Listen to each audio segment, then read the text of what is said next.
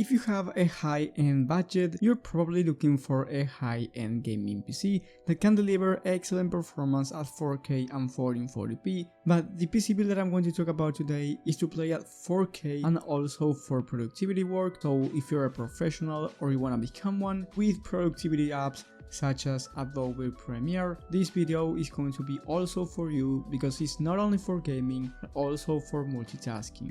I recommend you watching this whole video because at the end I will explain on how to make this PC cheaper but also how to make it more expensive, because maybe you have a couple extra $100 or maybe you have less money, and that's why I'm going to give you different options. And if you're looking for a Prebuilt PC where you don't have to build anything, you should watch my video about the best Prebuilt gaming PCs for the month of June 2022. I will leave that video in the top right of the screen. Without more to say, let's start with this one. For the CPU, I decided to go with the i7-12700K. Now, if you're just going to buy a gaming PC, you're not going to do anything more than gaming. I think that you can go with the i5-12600K and save up some money, but if you're looking for something that will last at least for the next 5 years and it will deliver excellent performance at all times, I think the i7 is the right choice on a high-end system. Now you can make the case and go with the Ryzen 7 5800X 3D. This is the newest Ryzen 7, but I think that is too expensive for what it can offer. Of course, it's an amazing CPU, but the price is really high at the moment, so I do not recommend you going for the CPU. The i7-12700K is all that you're going to need for this build. And for the i7-12700K, you need a capable CPU cooler. That's why I went with the 280mm all-in-one liquid cooler MSI Mag CORELIQUID. This one is a beautiful RGB liquid cooler and it's more than enough for this i7. Then for the motherboard, I decided to go with the ASUS Prime 3690 plus Wi-Fi motherboard. This one, like the name says, has Wi-Fi included, and it's important that it's a 3690 because it's going to have better audio and more expandability. Then for the memory kit, I went with the CORSAIR RGB Pro 32GB of RAM, 2 of 16 on dual channel. This is DDR4 3600 CL8 memory. Nothing too crazy, but it's going to get the job done. Now you can go with DDR5 if you like, but I think that is too expensive as of right now. Down the line you can of course upgrade it because you have the 3690 motherboard. Then for the storage, I went with the Samsung 970 EVO Plus 2TB of M.2 NVMe SSD. I think that is useless nowadays going for a Gen 4 SSD, especially for gaming. If you're going to do video editing, then it's going to make sense, but for gaming, Gen 4 SSD is not going to make any difference. So you can save up money by choosing this beautiful Samsung 2TB of SSD, which you are going to need if you're thinking of downloading a lot of games.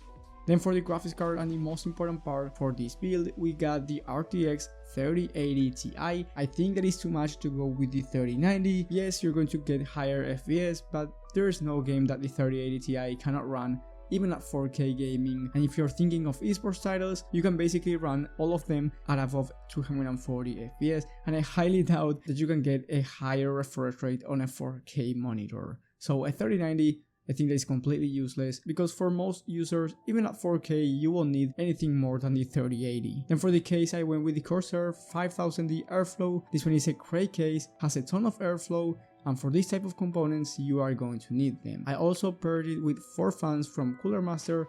These are beautiful RGB fans which are going to help you with the airflow overall. So combining these fans with the CPU cooler, the temps overall for this PC are going to be great. And last but not least, we have the power supply. I went with the EVGA SUPERNOVA 850W 80+ gold certified power supply. This one is more than enough for this type of build, and it's also great for upgradability down the line. The total price for this PC is $2,400. I know what you're thinking, it's pricey, but if you have the budget to buy it and you want a gaming PC that's also capable of multitasking at the highest level the next at least 5 years, I think that this PC is going to be great for you. And if you have a lower budget, like I said at the beginning, I do recommend you changing the CPU and the GPU depending on your budget. If you have around $2,300, then change the CPU to the i5-12600K because it's going to be more than enough for gaming, and it's also great for productivity work, and at the end you're saving $100. And if your budget is even below $2,300, which is totally understandable, then go for the MSI Ventus RTX 3080. This one has 12 gigs of VRAM, which is slightly better than the 3080 with 10 gigs, and it's actually cheaper right now for the price of $780, so you end up saving an extra $300, which is huge, and the total price for the gaming PC with the i5 12600K and the 3080, it's around $1,050, and believe me that the gaming performance at 4K for this PC, it's insane. I personally wouldn't buy anything higher than this, but of course if you have a higher budget, the 3080 Ti and the i7 are going to make sense.